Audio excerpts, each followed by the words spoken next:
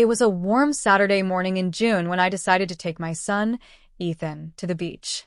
He had been asking for weeks, reminding me every time we drove past the shoreline, pointing out the sparkle of the water and the kids with their buckets of sand. Life had been busy for us both. Between my job, his school schedule, and the daily responsibilities that seemed never-ending, I hadn't realized how much we needed a day to simply breathe. That morning, when I saw his hopeful eyes over the breakfast table, I closed my laptop and told him we were packing a bag and heading to the coast. His smile was brighter than the morning sun. The drive was peaceful. Ethan sang along to the radio, off-key but full of energy, and I found myself laughing more than I had in weeks. When we arrived, the beach was already dotted with families and couples, children running with colorful kites, and vendors selling ice cream from carts. The salty air was thick, the waves rolled gently, and the breeze carried that unmistakable mix of sunscreen and seaweed. We spread out our blanket, set down the cooler, and Ethan immediately kicked off his shoes, his bare feet sinking into the sand.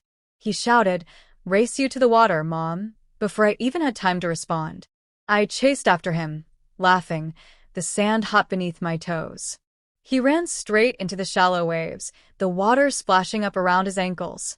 His laughter echoed across the shore as he looked back at me, his hair already sticking to his forehead from the spray. I finally caught up, both of us standing knee-deep in the water, when he suddenly reached out and took my hand.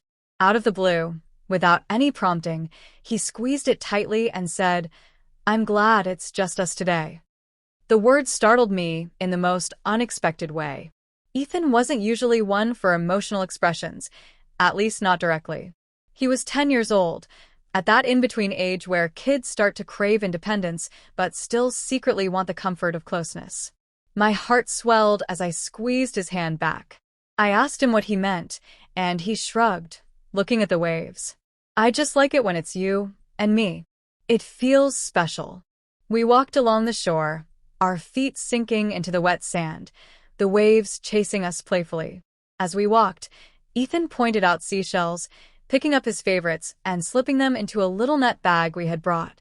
He even found a sand dollar, something I hadn't seen in years, and handed it to me with pride, telling me it was for good luck. I couldn't stop thinking about what he had said earlier. His words had pulled at my heartstrings, reminding me how important these little moments were, how quickly they passed, and how one day he might not hold my hand so freely. After a while, Ethan asked if we could build a sandcastle. I agreed, and together we worked with buckets and shovels, carving out towers and moats. It wasn't the most impressive creation, but to him it was a fortress fit for kings.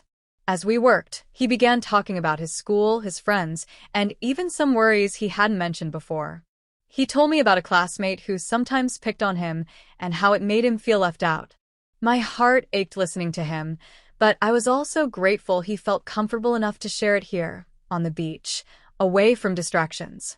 I reassured him, telling him he was stronger than he realized and that he had a kind heart, something far more valuable than being the fastest or the loudest. Then, out of the blue, Ethan did something I'll never forget. He leaned over, hugged me tightly, and whispered, "You're my favorite person." I felt my eyes sting with tears. I hadn't expected such pure words from him, but they wrapped around me like the warm sun on my skin. I hugged him back, realizing that this moment, simple as it was, would be etched in my memory forever. Later, we bought ice cream cones from a cart, sitting on the blanket as we watched the waves roll in. Ethan managed to get chocolate smeared across his cheek, and I laughed as I wiped it off with a napkin. We talked about our plans for summer, how he wanted to try surfing lessons, and how he dreamed of one day traveling to Hawaii. The way his eyes lit up while he talked reminded me of how big the world looked through the eyes of a child. As the sun began to dip lower, painting the sky in shades of orange and pink, Ethan grabbed my phone and said he wanted to take pictures of us together. He snapped silly selfies, making faces that had me laughing until my stomach hurt. Then he grew quiet for a moment, looking at one of the photos he had taken. He turned the phone toward me and said, "See, Mom? You look happy here. I like it when you look like that." That single sentence struck me deeper than I expected. I realized my son was paying more attention than I thought. He noticed when I was tired, stressed, or preoccupied with work. And now he was noticing the rare moments when I was carefree and laughing. Out of the blue, on that beach, he reminded me of something I hadn't been prioritizing: my own joy. We packed up as twilight fell, the sand cool beneath our feet as we walked back to the car. Ethan slipped his hand into mine again, just like he had earlier, and gave it a little squeeze. He didn't say anything this time, but he didn't need to. That day had spoken louder than words. Driving home, the car was quiet except for the soft hum of the radio. Ethan fell asleep in the passenger seat, his head tilted against the window, his face peaceful. I kept glancing over at him, overwhelmed with gratitude for the unexpected gift he had given me that day. It wasn't the seashells, the sandcastle, or even the laughter. It was the reminder that sometimes the most meaningful things come out of the blue, when you least expect them, and that love often speaks loudest in the smallest gestures. That day on the beach became a story I carried in my heart, one that I would tell years later when he was grown. And every time I thought about it, I remembered not just the sound of the waves or the color of the sunset, but the way my son's small hand felt in mine when he reminded me what really mattered.